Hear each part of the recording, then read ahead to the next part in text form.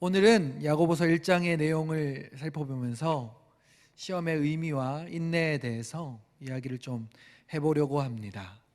시험을 만나거든 이라는 책을 참고했습니다. 몇 해 전부터 TV를 틀면 어떤 분야의 전문가라는 이름으로 나오는 눈에 띄는 사람들이 있습니다. 번뜩 생각나시는 분들이 계신가요? 네, 백종원 이런 분들죠. 네. 그 중에 한 명이 바로 일명 개박사라 불리는 강영욱이라는 사람입니다. 그런데 이 사람에게는 좀 특이한 이력이 하나 있는데요. 어린 시절 자신의 집에 식용개를 키우고 있었던 집에서 자랐습니다. 그 어린 나이에 철장에 갇혀있던 개들을 보면서 불쌍한 마음이 들었는지 그들을 관찰하고 그들의 마음을 알려고 노력하다 보니까 어느 순간 개의 행동을 잠시만 지켜봐도 어떤 결핍이 있는지, 무엇이 잘못됐는지, 어떻게 반응해줘야 하는지를 기가 막히게 알아냅니다. 어릴 때 안타깝고 고통스러운 시절을 보내면서 성인이 되었을 때 생각하기조차 싫어서 그런 쪽의 일을 하지 않았을 수도 있었을 텐데 오히려 그 마음에 긍휼의 마음이 들어서면서 서로 함께 행복하게 살아갈 수 있는 솔루션을 제시하는 개 전문가가 된 것이죠. 대부분의 문제가 되는 개들의 공통적인 특징은 그 집안에서 자신의 서열에 대한 착각 때문이었습니다. 어떤 집은 개가 그 집의 서열의 1위여서 그 개에게 모든 것을 맞추고 조금이라도 자신의 위치에 도전하는 것처럼 여겨지면 크게 짖거나 물거나 위협하거나 난폭해져서 문제가 되었던 것이죠. 그래서 여기에 대한 해결책을 제시할 때 주인이 마음을 단단히 먹고 그 서열을 다시 바르게 잡는 일, 곧 기준을 세우고 그것을 계속해서 반복적으로 주지시키고 교육, 훈련시켜야 한다는 것이었습니다. 주인이 중간에 마음이 약해져서 기준이 흐트러지면 더 난폭해질 수도 있다. 그래서 서로 지금은 힘든 시간이지만 함께 행복하게 사는 것을 위해 꼭 필요한 시간임을 이야기하면서 나중에 다시 와서 그 변화를 확인하기도 합니다. 이 시간들을 잘 인내해서 기준들을 지킨 사람들은 전에 꿈꿔보지도 못했던 개와의 산책을 한다거나 이 개 때문에 집에 손님을 초청할 수 없었던 그 집이 손님을 초청하도록 변하기도 했습니다. 반대로 그 시간을 잘 견디지 못한 경우에는 오히려 더 악화되어지는 모습이 보이기도 했죠. 또 요즘 유명한 전문가가 한 분 있습니다.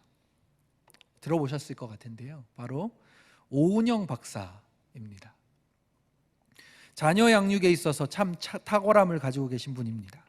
부모님과 또 아이들의 행동을 지켜보면서 무엇이 문제인지 어떻게 해결해야 하는지 가이드를 제시하는 것을 몇 번 제가 본 적이 있는데요. 거기서도 앞에서 이야기했던 강영욱이라는 분과 굉장히 비슷한 부분을 발견했는데 요약하면 이렇습니다. 부모의 감정을 최대한 자제하고 정확하게 기준을 제시해 주는 것이 중요하다. 그리고 나서 기다려 주는 것이 필요하다 였습니다.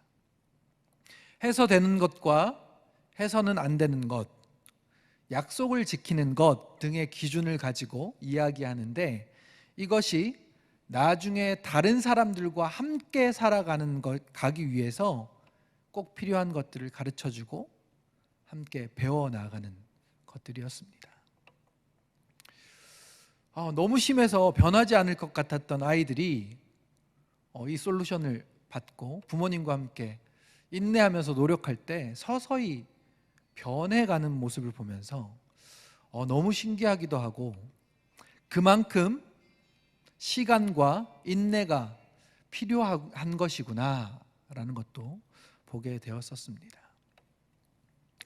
오늘 우리가 함께 읽은 야고보서를 통해서 우리에게 주신 믿음에 대한 말씀도 앞에서 이야기했던 두 전문가의 이야기와 무척 닮아 있음을 보았는데요, 그 이야기를 오늘 잠깐 나누어 보려고 합니다.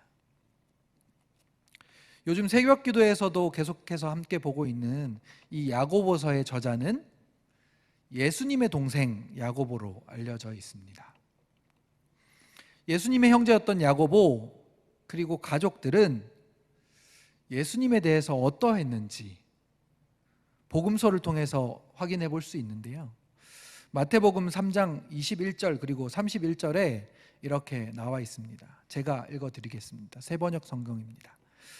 예수의 가족들이 예수가 미쳤다는 소문을 듣고 그를 붙잡으러 나섰다. 그때에 예수의 어머니와 동생들이 찾아와 바깥에 서서 사람들을 들여보내어 예수를 불렀다. 이 이야기는 예수님께서 사역을 시작하시고 일어나는 일들에 대해서 가족들이 예수님을 이해하지 못하고 있는 듯한 모습으로 여겨집니다. 주변에서 너희 형 미친 것 같아 라고 이야기한다면 어떤 마음이 들었을까요? 가족들이 다 같이 달려와 붙잡아 가려고 했다는 것을 볼 때 부끄러워했거나 혹은 형의 행동이 너무 지나치다 생각했을지도 모르겠습니다. 인간적으로 봤을 때는 조금 이해가 가기도 합니다. 어릴 때부터 형제로 자랐던 그 형이 하나님의 아들이라고, 자신이 하나님과 같은 존재라고, 또 그분께서 보내신 메시아라고 말하면서 돌아다니고 있으니까 말입니다. 형제라는 사실이 예수님을 제대로 보지 못하게 했을 수도 있었을 것 같습니다. 그래서 예수님께서 고향의 회당에서 가르치실 때 이런 일도 있었습니다. 마태복음 13장 54절에서 57절 말씀인데요, 공동 번역본입니다. 제가 읽어드리겠습니다. 고향으로 가셔서 회당에서 가르치셨다. 사람들은 놀라서 저 사람이 저런 지혜와 능력을 어디서 받았을까? 저 사람은 그 목수의 아들이 아닌가? 어머니는 마리아요, 그 형제들은 야고보, 요셉, 시몬, 유다가 아닌가? 그리고 그의 누이들은 모두 우리 동네 사람들이 아닌가?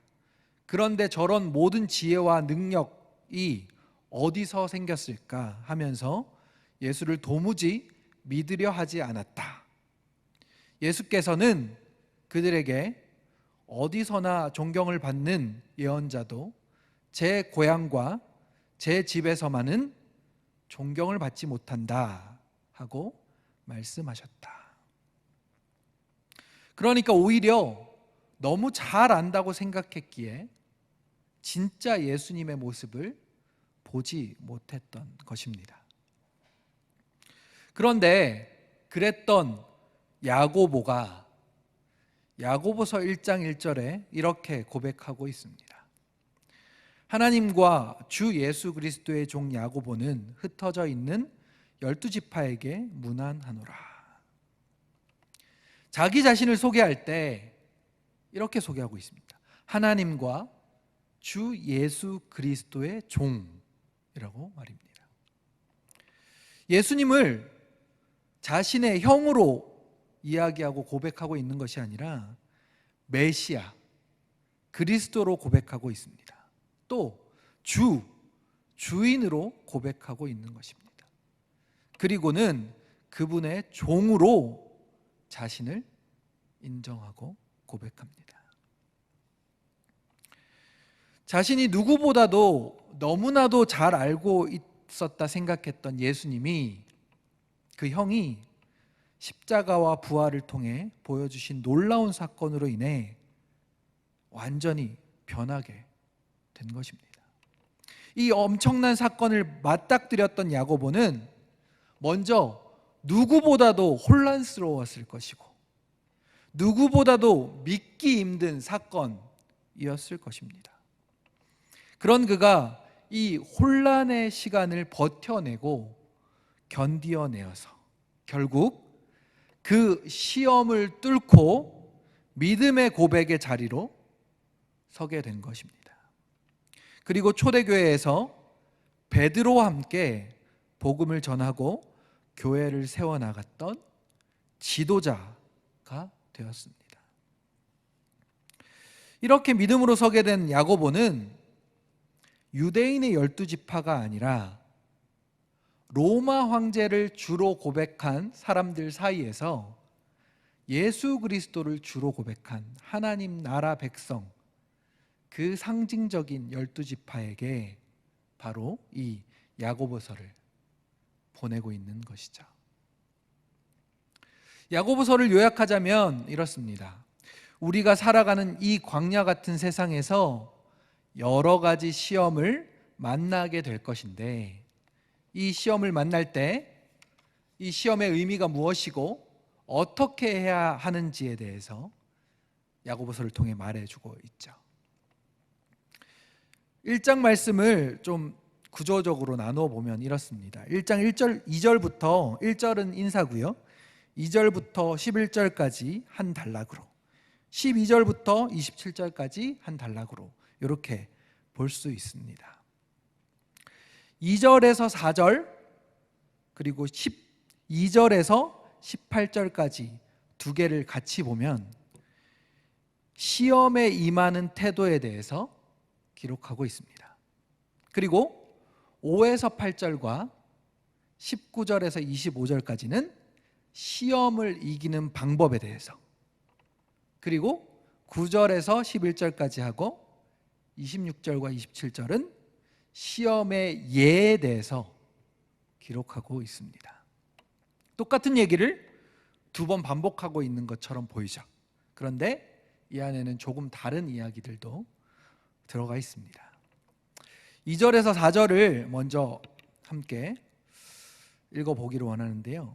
인간의 입장에서 어떻게 시험에 임해야 하는가에 대한 내용입니다. 2절에서 4절을 함께 읽어보도록 하겠습니다. 시작. 내 형제들아, 너희가 여러 가지 시험을 당하거든 온전히 기쁘게 여기라. 이는 너희의 믿음의 시련이 인내를 만들어내는 줄 너희가 알미라.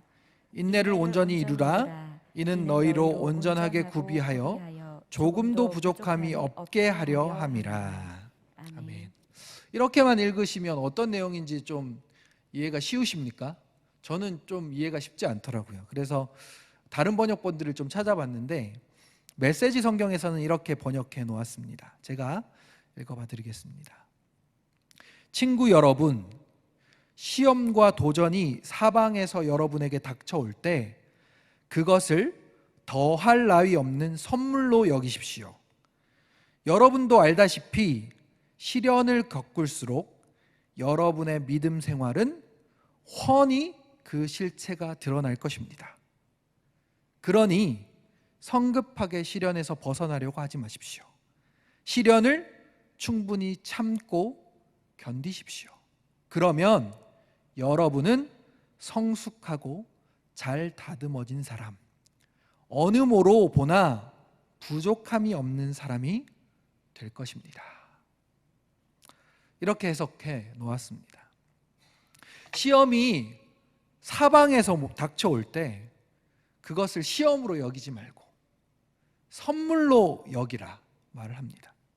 시련을 겪을수록 우리의 믿음을 드러내 보여주기 때문입니다. 실체를 볼 수 있다 말하기 때문이죠. 그 믿음의 상태를 정확하게 확인하고 시험과 시련을 잘 견뎌내면 좀 더 성숙하고 잘 다듬어진 믿음의 사람이 될 것이다 라고 말하고 있는 것입니다. 출애굽 이후 광야에서 하나님께서는 이스라엘 백성들의 민낯을 보게 하셨죠. 민낯은 무엇입니까? 바로 광야에서는 자신들의 힘으로는 살아갈 수 없다는 한계였었습니다. 그리고 그 한계 앞에서 하나님께서는 이스라엘 백성들이 어떻게 행하시는지 보려고 했습니다. 신명기 8장 2절 하반절인데요. 이는 너를 낮추시며 너를 시험하사 내 마음이 어떠한지 그 명령을 지키는지 지키지 않는지를 알려 하심이라. 인간을 한계 앞에 서게 하신 것, 그것을 시험이라 부르시고, 그 시험 가운데 결국 우리가 무엇을 의지하는지, 또 무엇을 의지해야 하는지 알게 하시는 도구가 바로 이 시험이라고 말하고 있는 것입니다. 그래서 그 광야의 시간에 인내하게 하시면서 하나님만 의지하게 하셨고, 그들을 전적으로 먹이시고 입히시고 돌보셨던 것입니다. 또한 약속하신 것들을 이루어 주셨습니다. 시험을 주시는 이유는 어떻게 해야 생명의 길로, 복의 길로 가게 되는지를 그렇게 축복하시기 위함이다 라는 것이죠. 이 말씀이 신명기 8장 16절인데요. 내 조상들도 알지 못하던 만나를 광야에서 내게 먹이셨나니 이는 다 너를 낮추시며 너를 시험하사 마침내 내게 복을 주려 하심이었느니라.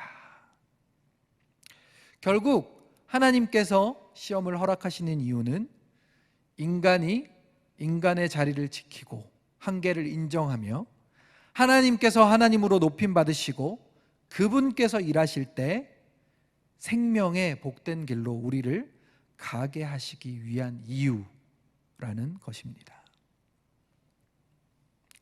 야고보서 1장 2절의 본문에 여러 가지 시험이라고 나오는데요. 이것은 시험을 당할 때면 언제든지라는 뜻처럼 해석할 수도 있습니다. 즉 시도 때도 없이 찾아오는, 그리고 변화무쌍하게 찾아오는 크고 작은 시험이라는 뜻이죠. 이 여러 가지는 헬라어로 포이킬로스인데 각양각색이라는 뜻을 가지고 있기 때문입니다. 내 안에서 시작된 시험도 있고 밖으로부터 온 시험도 있고 내가 잘못을 자초해서 온 시험도 있고 죄로 물든 세상의 여러 부분 때문에 당하는 시험도 있습니다. 또 주의 일을 감당하다가 시험을 자처하는 경우도 있죠. 자신에게 다가오는 시험도 있고 가까운 가족과 가까운 사람들을 통해 오는 시험도 있습니다. 어찌되었든 간에 이 시험이 우리의 삶에 크고 작게 늘 이어지게 되어 있다는 사실입니다. 이 시험들이 다가올 때 중요한 것은 이 시험을 통해 나의 본 모습이 드러나게 될 것인데 그것을 기쁘게 여기고 믿음의 길로 더욱 걸어가는 결단과 인내가 있어야 한다는 것입니다. 애완견을 키우다가 어려움이 닥쳐왔을 때, 또 아이를 양육하다가 어찌할지를 알지 못하고 괴로워할 때 전문가를 통해서 진단받고 어떻게 해야 하는지 기준을 잡은 뒤에 함께 인내하며 노력했던 일이 필요했던 것처럼 말입니다. 여기서 중요한 것 하나는 바로 시험 가운데 이 문제를 해결할 전문가가 있다는 사실입니다. 강영욱이나 오은영과 같은 사람과는 비교할 수 없을 만한 인생 전문가이신 분이 계시죠. 5절을 함께 읽어보겠습니다. 야고보서 1장 5절입니다. 너희 중에 누구든지 지혜가 부족하거든 모든 사람에게 후히 주시고 꾸짖지 아니하시는 하나님께 구하라. 그리하면 주시리라. 아멘. 야고보는 자신의 그 엄청난 시험 가운데 지혜를 주신 하나님을 만났을 것입니다. 그 은혜가 없었다면 형인 예수를 그리스도로 주로 고백할 수 없었을 것이기 때문입니다. 그 하나님께 지혜를 구하라. 시험으로부터 생명의 길로 가게 되는 지혜를 구하라. 이렇게 말하고 있는 것입니다. 우리의 인생 가운데 시험의 연속인 삶 속에서 하나님의 음성을 온전히 듣게 되시기를 소망합니다. 그래서 시험 가운데 나를 제대로 보게 되고 하나님을 바르게 믿게 되는 은혜가 그 생명의 복이 넘치게 되시기를 축복합니다. 그러기에 이 시험은 우리를 살리는 복된 것임을 우리가 고백하고 지금의 이 상황도 기쁨으로 받고 인내로 걸어가게 되시는 그런 믿음의 자녀들이 되시기를 주님의 이름으로 축복합니다.